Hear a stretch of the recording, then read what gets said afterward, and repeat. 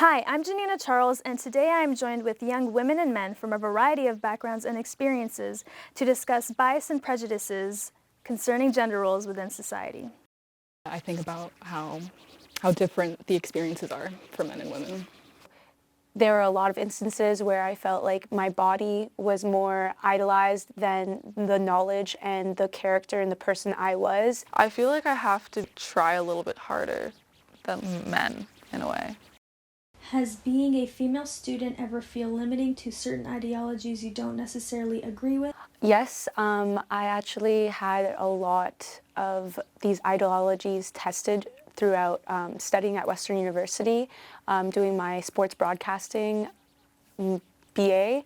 I actually had a lot of instances where I felt like I was an object and just a pretty face to be on camera just because I knew what was going on with sports, but I was constantly always tested and constantly always looked down on because I was a woman. I would say yes. As a woman in science, I feel like I'm constantly surrounded by men all the time.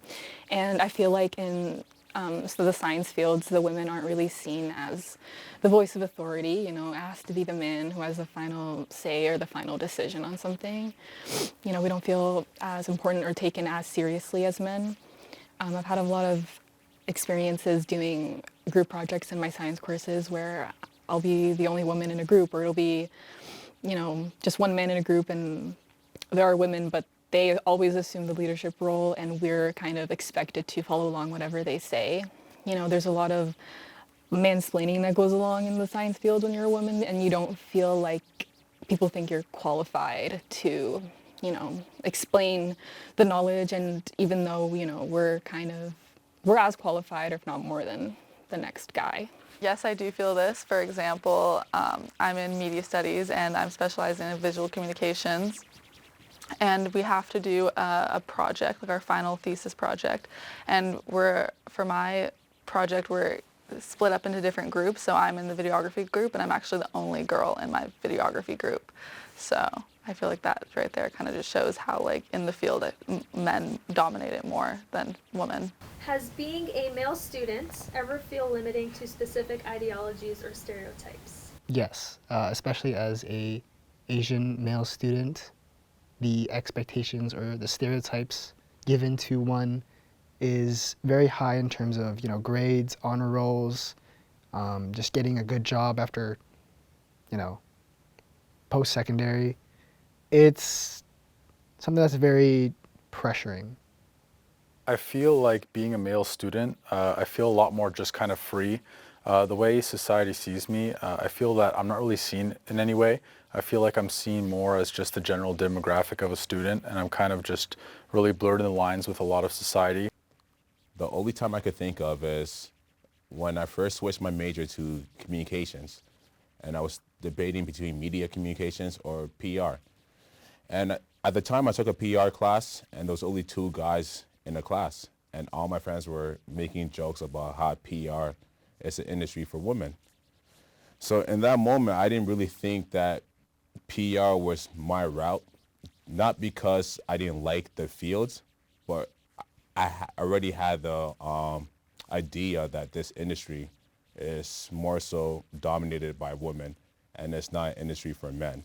Looking back, it's not really a bad thing, but I guess it just really made me doubt getting into the industry, because maybe when I graduate, I'm looking for jobs. It would be difficult for me to find a job because they more so prefer this role to be filled by a woman rather than be filled by men.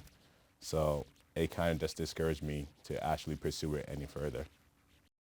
Do you recall a time where your gender felt as if it meant more than your capabilities as a human being? I can't recall a personal experience, but recently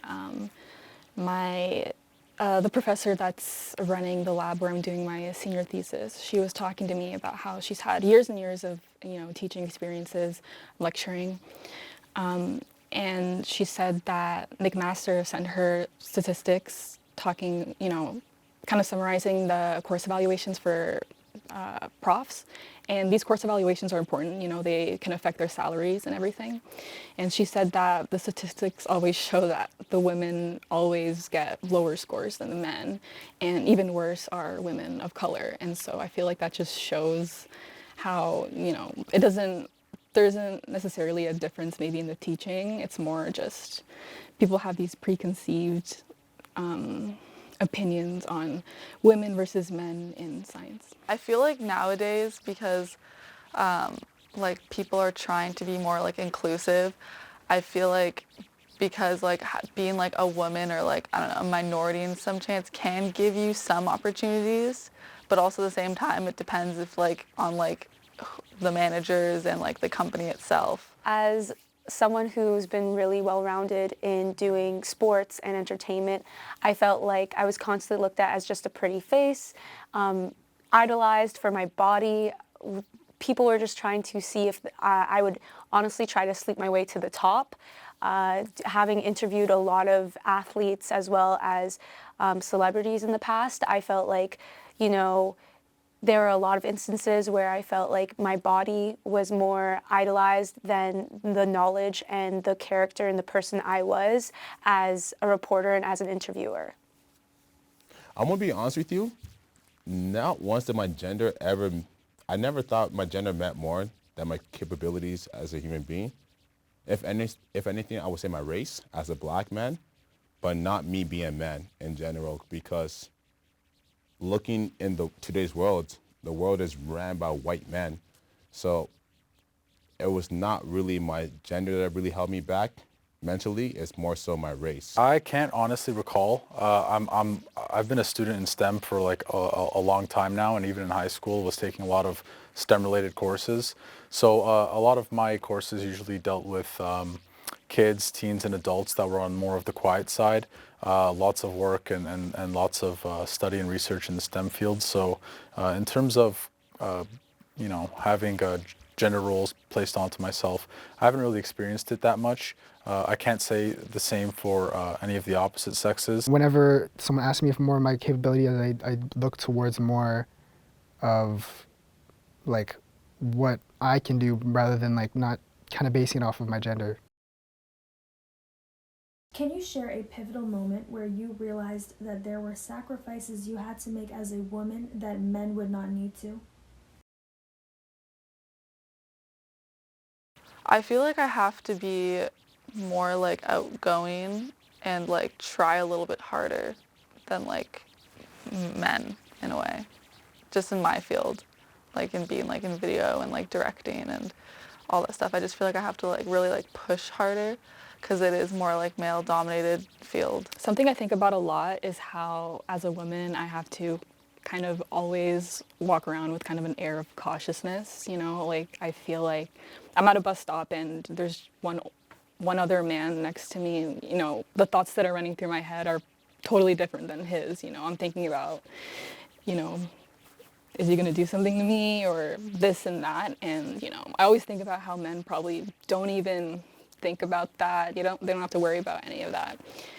And I think it's that, you know, kind of little bit of fear that's with me whenever I walk out alone. I think, I don't know if it's a sacrifice, but it's definitely something that I think about how different the experiences are for men and women.